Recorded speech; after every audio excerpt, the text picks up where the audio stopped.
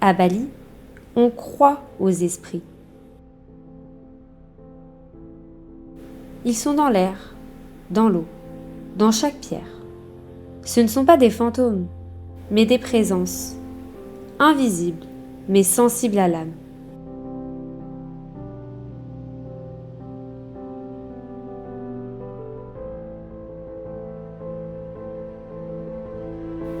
Entre Denpasar et Tabanan, un pont traverse une gorge dense.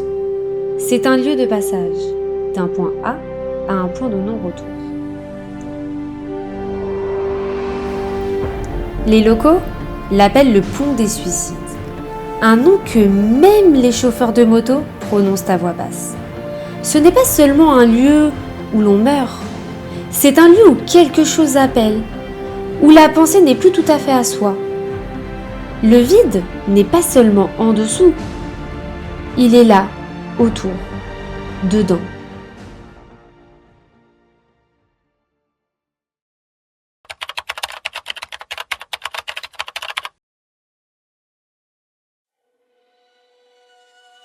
On le traverse chaque jour, souvent sans le voir.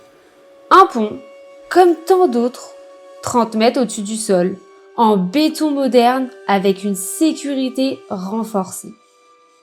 Mais ici, quelque chose pèse. Des habitants disent qu'ils sentent un froid, même sous le soleil. Les oiseaux se taisent.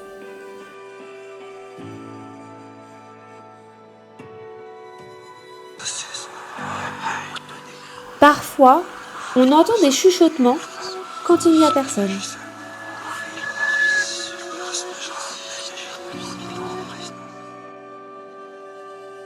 Un chauffeur raconte.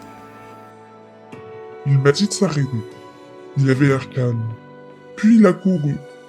J'ai crié, mais il ne m'entendait plus. Un pas, un souffle, un vide.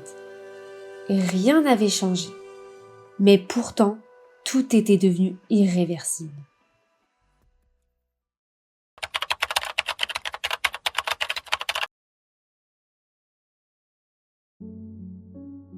Le 12 mars 2006, une mère de famille.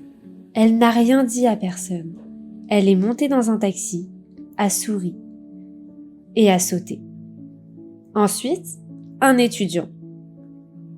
Puis, un mécanicien. Puis, une touriste.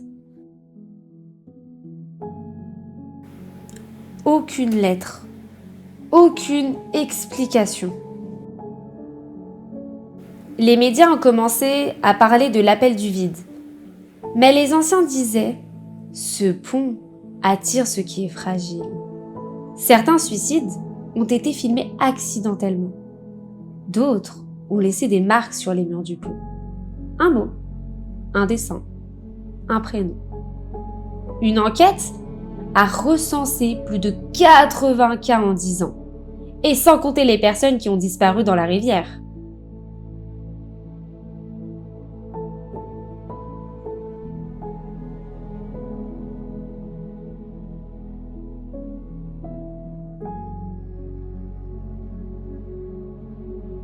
Là-bas, le silence est profond, comme une tombe.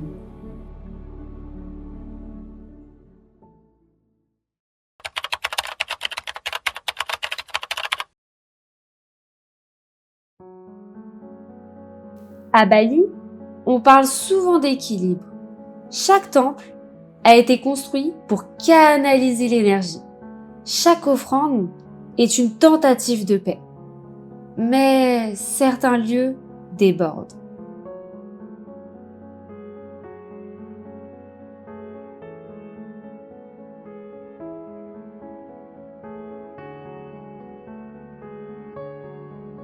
Les prêtres affirment que ce pont est construit sur une faille, pas géologique, spirituelle. Un point de croisement entre deux mondes, un sorte de sas. Des âmes en peine y restent, désorientées, en boucle.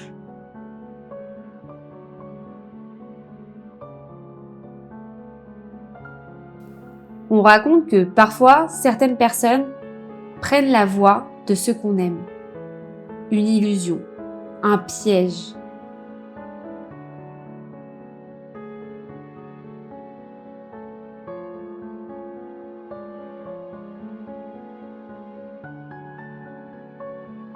Un prêtre, venu purifier le lieu, a dit en délirant. Je les ai entendus. Ils n'ont pas de visage, mais ils ont faim.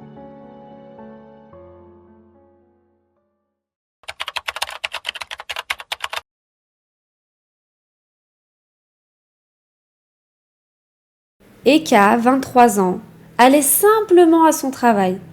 Elle a senti un vide soudain. Plus de son. Comme si le monde avait été mis sur pause. J'ai entendu une voix. Elle disait mon prénom, doucement, comme ma mère. Elle m'a dit que tout irait mieux après.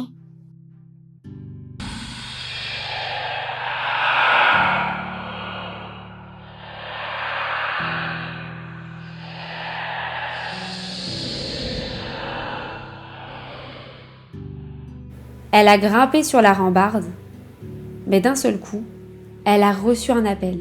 Sa sœur. Et le fil a été rompu. Un gardien de nuit raconte voir, parfois, des formes humaines sans traits, se faufiler sous la route. Un jeune homme a filmé des échos de rires d'enfants, alors qu'il était seul. Il a quitté l'île le lendemain.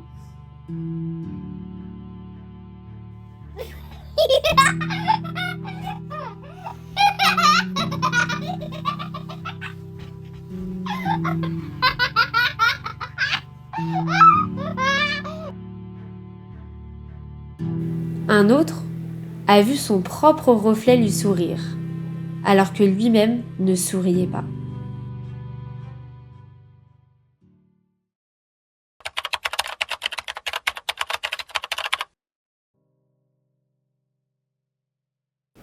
Les psychologues parlent de contagion, comme une maladie mentale virale. Le lieu agit comme un catalyseur. Il concentre le désespoir. Mais pour les prêtres, ce n'est pas une coïncidence. Le pont est maudit. Il a été construit sans rituel de protection. Des médiums disent que l'endroit est devenu un réservoir d'âmes bloquées. Les cérémonies ont tenté de libérer les esprits, mais les statues installées sur le pont pour les apaiser ont été brisées en une seule nuit. Ici, le vide n'est pas naturel. C'est un vide qui regarde. Le pont est toujours là, immuable, en béton, en silence.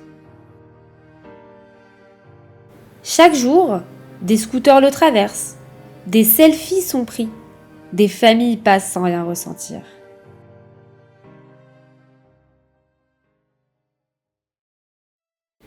Mais si un jour vous ressentez un vertige au bord, vous entendez une voix douce vous murmurer, ou vous sentez que vous êtes attiré, demandez-vous si c'est vraiment vous qui voulez cela.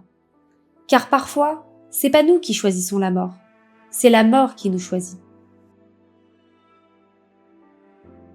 Et vous, croyez-vous aux esprits, à ces esprits bloqués? Dites-le moi en commentaire. Merci d'avoir suivi cette histoire de Bali. N'hésitez pas à vous abonner, à mettre un petit pouce bleu pour la force, et on se retrouve bientôt pour de nouvelles légendes. Bonne nuit!